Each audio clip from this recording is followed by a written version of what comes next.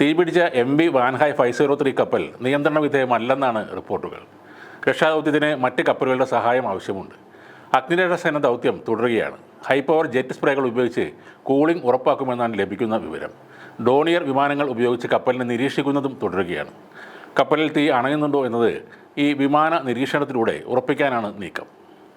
Shipping കമ്പനിയുടെ salvage ടീമുകൾ ആ സ്ഥലത്തെത്തിയിട്ടുണ്ട്. ഇവർ കോസ്റ്റ് ഗാർഡും നേവിയുമായി ചേർന്നാണ് ഈ ദൗത്യം നിർവഹിക്കുന്നത്. ടഗുകൾ ഉപയോഗിച്ച് ഉൾക്കടലിലേക്ക് കപ്പൽ എത്തിക്കാനാണ് ശ്രമം നടക്കുന്നത്. നിലവിൽ സചേത്, സമുദ്രപ്രഹരി, അർണേഷ്, രാജ്ദൂത്, സമർത്ഥ് എന്നീ 5 കോസ്റ്റ് ഗാർഡ് കപ്പലുകളാണ് ദൗത്യത്തിൽ പങ്കെടുക്കുന്നത്. കപ്പലിൽ ഉണ്ടായിരുന്ന ക്യാപ്റ്റൻ അടക്കം 18 പേരെ കഴിഞ്ഞ ദിവസം രക്ഷപ്പെടുത്തി. 22 പേരാണ് ആ കപ്പലിൽ ഉണ്ടായിരുന്നത്. 4 പേരെ കാണാതായിട്ടുണ്ട്. പരിക്കേറ്റവരിൽ 2 പേരുടെ നില അതീവ ഗുരുതരമായി തുടരുകയാണ്.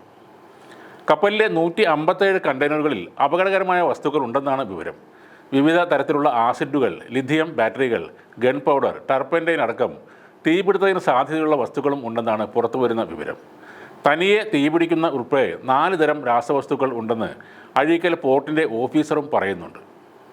അഴീക്കലിനും ബേപ്പൂരിനും ഇടയിൽ അന്തർദേശീയ കപ്പൽപാതയിലാണ് തീപിടുത്തവും പൊട്ടിത്തെറിയും ഉണ്ടായത്. ഇന്നലെ രാവിലെ 9:30 കൊളംബോയിൽ നിന്ന് നവി മുംബൈയിലേക്ക് പോയ സിംഗപ്പൂർ കപ്പലിൽ അപകടമുണ്ടായത്.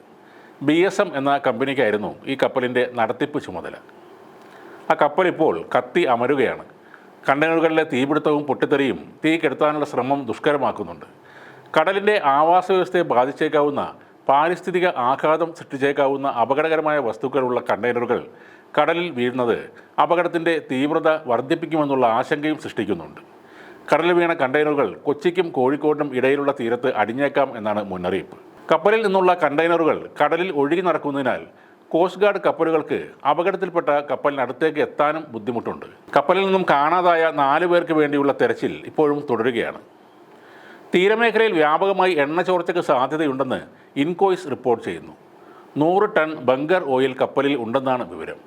അപകടകാരിയായ ഈ ബങ്കർ ഓയിൽ ചൊവ്വാഴ്ച വൈകിട്ടോടെ തീരമേഖലയ്ക്ക് സമാന്തരമായി ഒഴുകി പരന്നേക്കും. ബുധനാഴ്ച വൈകിട്ടോടെ ഇതിൻ്റെ പ്രവാഹം കൂടാനാണ് സാധ്യത.